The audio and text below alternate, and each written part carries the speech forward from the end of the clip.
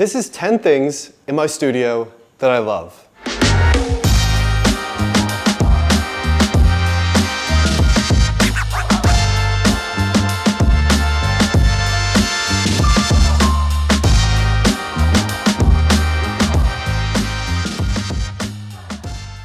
Okay, so this is my 20th anniversary Macintosh. This might be one of the most interesting Apple products ever, and also maybe one of the rarest. It came out in 1997 to celebrate the 20th anniversary of Apple's computers, and they only made about like 12,000 of these, and that was it.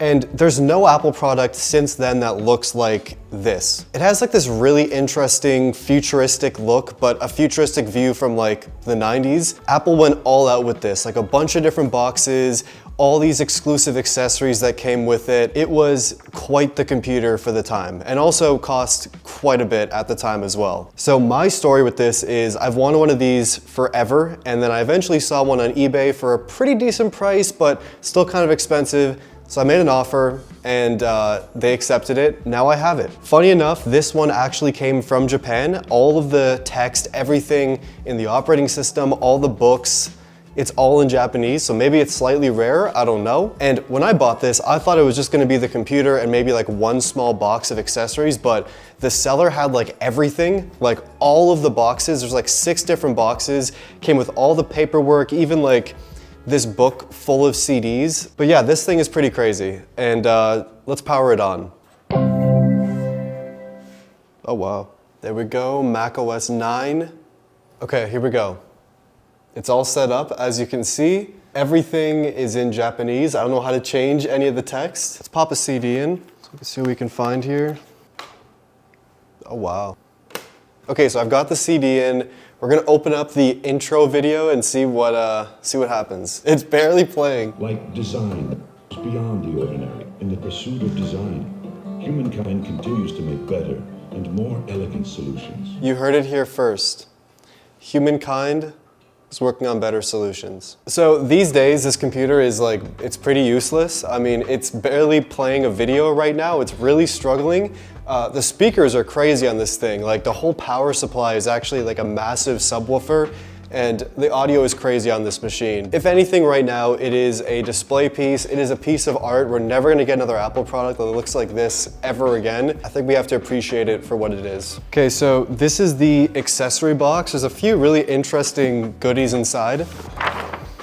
Massive Apple poster, this Apple remote. We got this case that comes with 2 of these Apple pens, and we got a bunch of books as well. I have no idea what this one is. We got this one, which is like a beautiful piece of paper with information on it.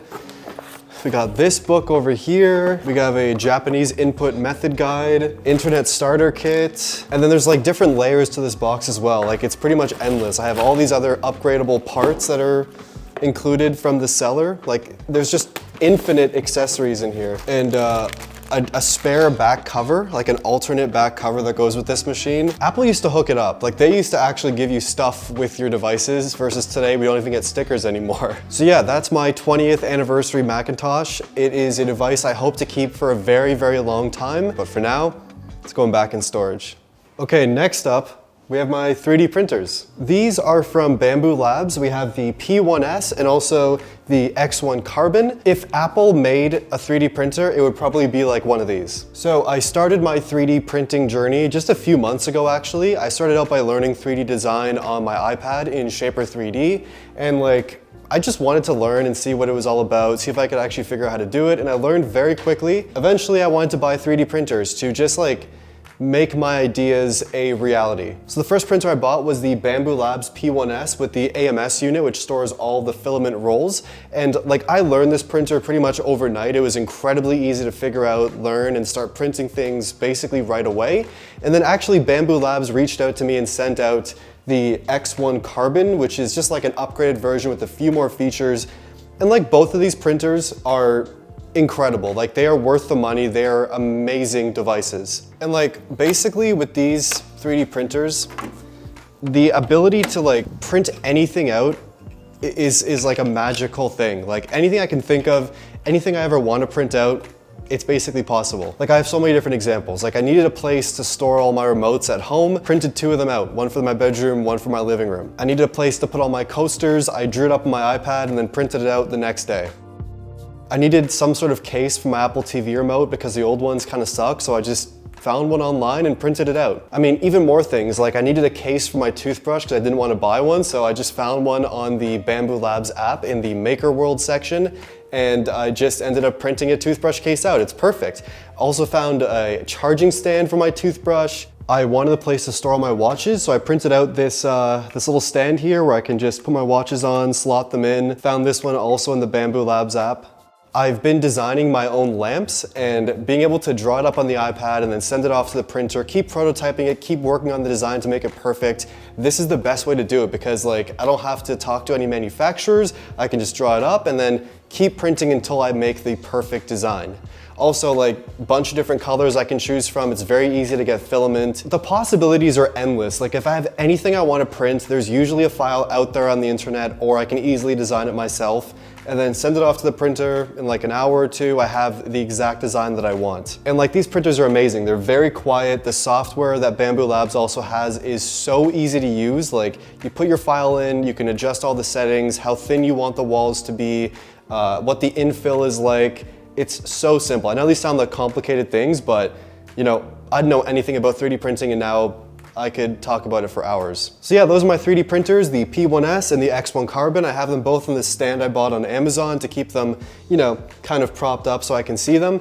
And if you're interested in actually buying a printer like this for yourself from Bamboo Labs, they have a sale right now for Black Friday till December 3rd. So if you're interested in buying, this is the best time to buy. I'll have a link in the description down below, and they're not a sponsor, but they did send me the X1 Carbon, so wanted to give them a little bit of a shout out. Now this one's kind of a bonus, but we'll toss it in here.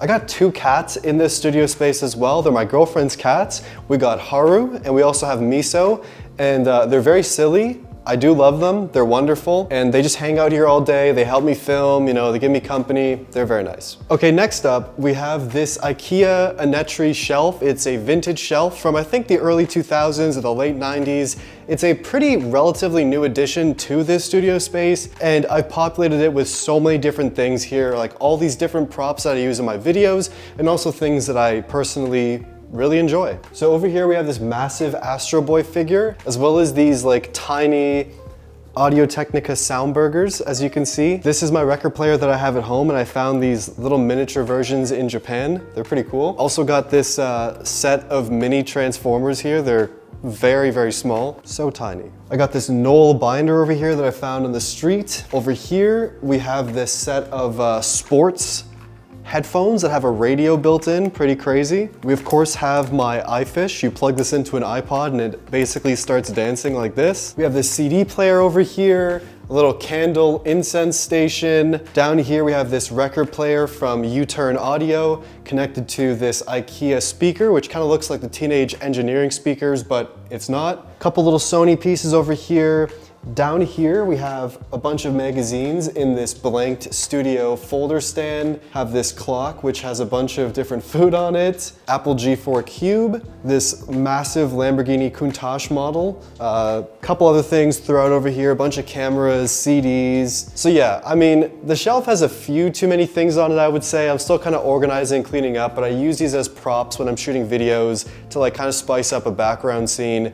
And yeah. This is definitely one of my favorite parts of the studio here, this magazine and bookshelf that I installed, as well as, you know, some records as well at the bottom. I love walking in and seeing this wall here at the studio because it's full of inspiration. All the things that I love are just right here on display. I have this set of books from Victionary. They're like all different inspiring books about different colors and different textures. Have a bunch of records down here, which I can toss on my record player. Just like a variety of art and design books all throughout the shelf over here, just ways to once again inspire my work, and also they're great props when I'm shooting a video, perfect for B-roll. So yeah, that's my book and other items shelf system. Okay, I don't think I've ever really showed behind this curtain in depth, but behind here is like my A-roll studio recording setup. I record all my A-roll, all my talking segments, voiceover stuff, so let me show you. So over here we have my camera, the Canon 90D, which I use for all of my A-roll. Got my microphone, the Sennheiser MKH416 plugged into a Zoom H4n.